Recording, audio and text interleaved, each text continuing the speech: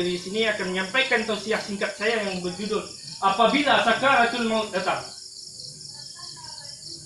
Apakah kalian tahu apa itu Sakaratul Maut, wahai teman-temanku?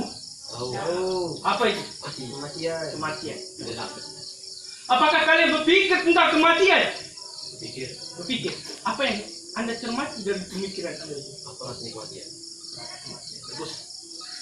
Baik, di sini saya akan menyampaikan sejarah Rasulullah SAW ketika di ujung hayatnya. Rasulullah SAW merasakan sakaratul maut, di mana nyawanya sudah hampir habis, tapi beliau masih bertahan.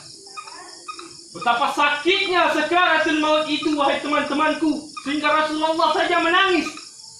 Bayangkan apa yang kita rasakan ketika kita sakaratul maut nanti. Kita hanyalah orang-orang pendosa yang ingin berubah. Amin. Amin. Sakaratul maut. Ketika itu beliau subuh hari Senin. Beliau bersepoyongan. Sedangkan sahabat-sahabat beliau melihat beliau. Apakah ada yang bertanya, apakah Rasulullah akan ikut sholat itu? Lalu ada yang bertanya langsung kepada Rasulullah, ya Rasulullah, apakah Anda akan langsung mengimami kami? Tidak, lanjutkan, kata Rasulullah SAW. Aku sudah tidak akan lama lagi. Beliau sudah merasakan. Ketika itu dia jatuh. Ketika itulah malaikat Israel datang sama malaikat Jibril alaihissalam.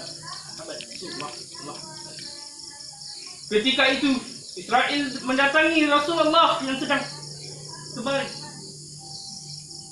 Israel dengan suara pelan, ya Rasulullah, sudah saatnya kamu pergi.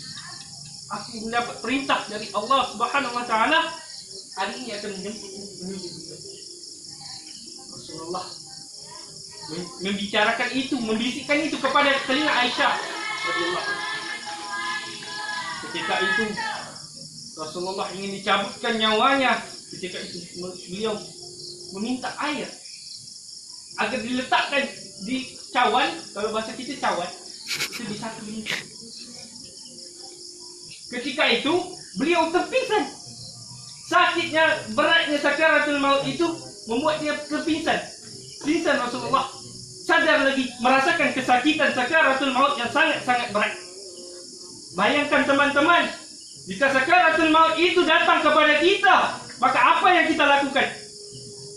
Kita hanyalah orang-orang yang lemah, orang-orang yang tidak memiliki keimanan yang lebih, tidak seperti baginda.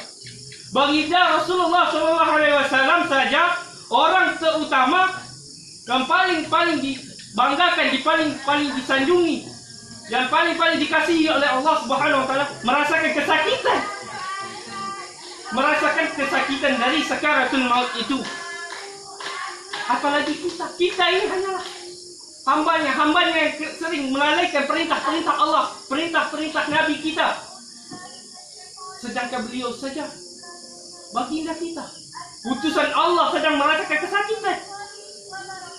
Maka hendaklah teman-teman sekalian memikirkan apabila ketika kita berbuat jahat, sakaratul maut menjelma, bahwa mati itu benar, bahwa di alam kubur itu benar, wahai saudara-saudaraku. Maka kita anggap mati itu sepele, kita tidak takut. Tapi ada saatnya nanti ketika kita merasakan sakaratul maut, disitulah kita baru menyesal akan apa yang kita lakukan di dunia ini. Hendak dicermati, wahai teman-temanku. Ketika itu saya lanjut lagi sejarah Rasulullah ketika akhirnya. Ketika itu beliau kesakitan, pingsan. Terlalu beratnya sakaratul maut itu, beliau pingsan. Dan sadar lagi, berlanjut lagi sakaratul maut itu. Lalu itu Jibril tidak memandang kepada wajah Rasulullah. Jibril itu tidak memandang wajah Rasulullah. Rasulullah bertanya, ya Jibril, apakah kamu jijik melihat mukaku ini? Tidak ya Rasulullah, tidak. Jibril menangis, tidak ya Rasulullah. Mana sanggup mataku ini melihat kekasih Allah sedang sakaratul maut. Jibril saja tidak sanggup sakaratul maut itu melihat Rasulullah kesakitan Jibril. Apalagi kita, saudara-saudaraku. Bayangkan ketika kita berbuat jahat, sakaratul maut datang, apa yang kita? Maka neraka niscaya akan menunggu kita.